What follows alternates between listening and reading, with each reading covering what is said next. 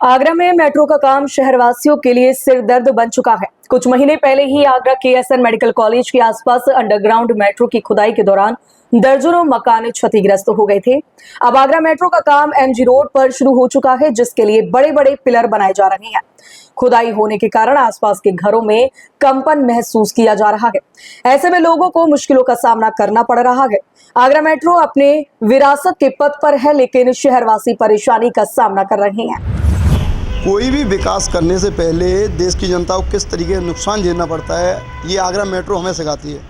अभी हम डीएम आवास के सामने हैं, यहाँ पर आप आनंद बाजार करके एक रेस्टोरेंट है, उसमें ये हॉल बना हुआ है।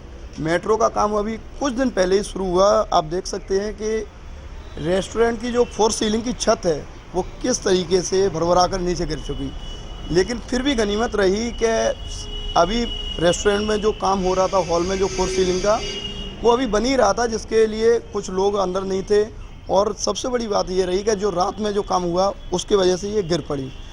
मेट्रो बन रही है, उसके साथ ही जो लोग हैं आसपास के, वो इस दहशत में रोज़ाना जी रहे हैं कि मेट्रो का जब काम होता है, जो अंडरग्राउंडिंग का चल रहा है या उसके पिलर खड़े किए जा रहे हैं, तो जो 100 मीटर वो 50 मीटर का जो है कम से कम नीचे दबाव बनाया जाता है। जो प्रेशर होता है, कंपन होता है, उसकी वजह से आसपास के घरों में दरारें आ रही हैं। हमारे साथ कुछ लोग हैं जिनका नुकसान हुआ है। क्या नाम है सर आपका? मेरा नाम उदित माथुर है। उदित जी, जो नुकसान हुआ आपने बताया, ये किस डेट को गिरी और क्या वजह रही? ये 31 तारीख को शाम के करीब ऐसी 9 बजे के आसपास करीब हुआ था। काफ़ी तेज़ एक शोर से धमक से आवाज़ आई, तो हमने देखा तो ये पूरी फॉल सीलिंग जो काम था सब नीचे आ गया था। और अंदर आप देख सकते हैं काफ़ी सामान का नुकसान हुआ है। फर्नीचर है, एसी वगैरह लगे हैं, काफ़ी चीज़ें हैं।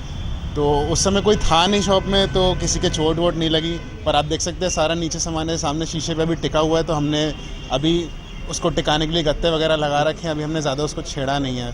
आपने बताया था रेस्टोरेंट चलाते हैं, तो व्यापार पे भी असर पड़ा है। किस तरीके का असर पड़ा है? बिल्कुल असर पड़ा है। ये हमने एक तरह से पार्टी वगैरह के लिए हमने हॉल बनवाया था कि किसी को अगर बर्थडे पार्टी, किटी पार्टी वगैरह करानी हो, 30 साल ऐसी होंगी, तो उस पर्पज़ से ये हॉल हमने बनवाया था।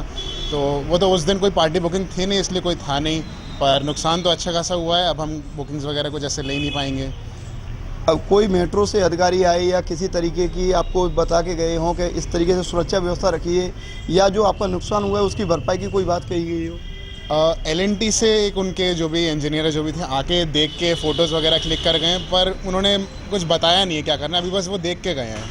मतलब अभी मेट्रो से कोई आश्वासन नहीं मिला है कि किसी भी तरीके की जो भरपाई है नुकसान की वो की जाएगी? नहीं, अभी कुछ नहीं बताया उन्होंने इस बारे में। अभी पाइपलाइन भी आप बता रहे थे कि 1 हफ्ते से पानी नहीं आ रहा है, पाइपलाइन फटी पड़ी हुई है। हाँ, हमारा जो पाइपलाइन जो आती है पानी की, जो मेन झिपड़ोले से पाइपलाइन आती है, उसमें भी कुछ दिक्कत आ रही है। 1 हफ्ते से पानी भी नहीं आया, तो हम करवा रहे हैं, उसका भी कोशिश कर रहे हैं क्या कर सकते हैं। तो वो भी मेट्रो के चक्कर में ही हुआ है दिक्कत।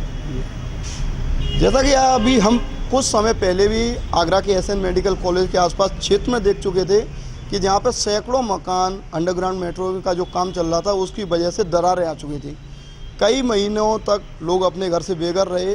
एक सवाल ये उठता है कि ऐसा विकास किस काम का कि जिसमें लोगों को परेशानी उठाना पड़े। परेशानियां होती हैं, लेकिन अगर मेट्रो अपनी जिम्मेदारी से काम करे और लोगों की सुरक्षा को ध्यान में रखते हुए पहले से ही कोई अल्टीमेट ऐसा तरीके से दिया जाए कि लोग अपनी सुरक्षा को ध्यान रखें और आसपास जो जर्जर मकान हैं उनको पहले से ही खाली करा लिया जाए, तो ऐसे हादसों से बचा जा सकता है। अपने साथी अजीत कुमार के साथ यशपाल सिंह, जनसंदेश टाइम्स आगरा।